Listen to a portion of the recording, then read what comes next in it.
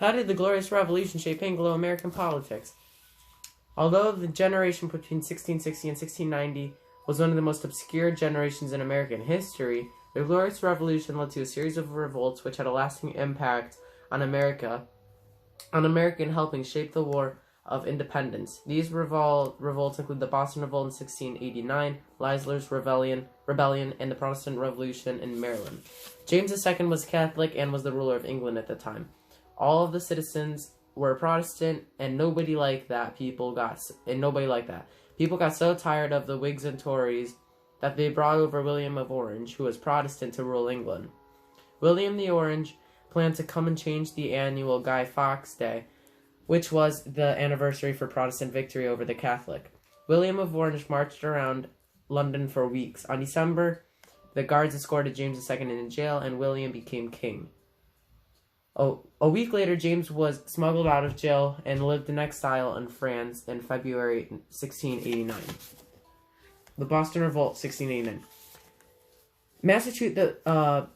The Massachusetts Bay Colony were delighted to hear about England's revolution, which gave an opportunity to rid themselves of the deprised Dominion of New England. The Dominion of New England made the crown their control by making a royally adopted government. The Massachusetts first colony to respond to the news of the revolution. When word reached the Massachusetts Bay Colony, and uprising began to spread quickly. On April 18th, the mob finally rose up to overthrow the governor of the Dominion of New England, Sir Edmund Andros. This became known as the Boston Revolt, which was the New England version of the Glorious Revolution. Andros took refuge in his quarters at the Garrison House, and the governor of Massachusetts, Simon Bradstreet, called for Andros to surrender, but he refused. Andros tried to escape, but the militia intercepted the barge he was on when he tried to escape, and after that, he was held prisoner after the negotiation.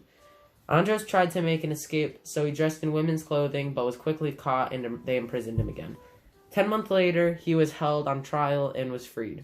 The actions of the Massachusetts Bay Colony had given people hope to restate their independence. As Carla Pestana said, quote, "Once the Massachusetts Bay colonists had imprisoned the governor Dominion, its foundations were shaken," end quote. Leisler's Rebellion. The Boston Revolt inspired a similar uprising in New York. The officials tried to hide the news, but soon word got out and the rebellion began to grow. When news reached New England that James II had been overthrown, the Bostonians arose to imprison Governor Andros. That demise, combined with the story of probable French invasion, caused New York to reach a frenzy of excitement. They soon revolted against authority and elected their own people to replace their government. On May 31st, the New York militia seized the fort and Jacob Leisler was put in charge. 2 months later, he became commander-in-chief of Providence, and he was dubbed the leader of the rebellion in New York.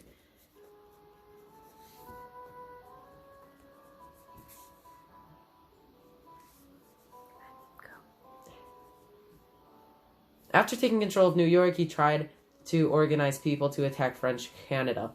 Leisler found that nobody joined his mind, and he jailed all of them, and he kind of went a little nuts. In 1691, the new royal governor, Colonel Henry Slaughter, something with the soldiers, to secure the city, but Leisler refused to let him in to the fort. The soldiers took over the city and captured Leisler and his son, and they were charged for treason, both found guilty, and were stoned to death. As Peter Knight said, quote, "Despite the death of its prominent leaders, Leisler's rebellion lived on in New York politics for decades to come," end quote. The Protestant Revolution in Maryland. For many decades prior to the Glorious Revolution, Maryland's local government had slowly been taken over by Roman Catholics. More than half of the council were Roman Catholics, and they controlled the courts, militia, and land council.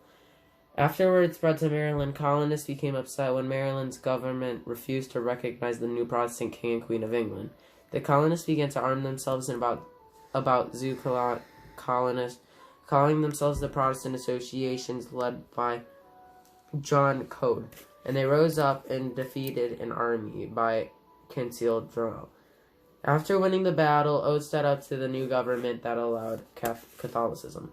As Carla Renstone said, quote, faced with these rebellions, the king and queen had to decide what to do with their new self-proclaimed supporters. In conclusion, the three colonies paid consequences for their rebellions, though including the Long Island effect of the colonists themselves, in the form of anxious and strife. This tension may have been one of the underlying causes of the Salem witch trials. So, although the generation between 1660 and 1670 were one of the most obscure generations in American history, the Glorious Revolution led to a series of revolts which had a lasting impact on America, helping shape the War of Independence. Those revolts included the Boston Revolt in 1689, Lazarus Rebellion, and the Protestant Revolution in Maryland. Thank you. And until next time!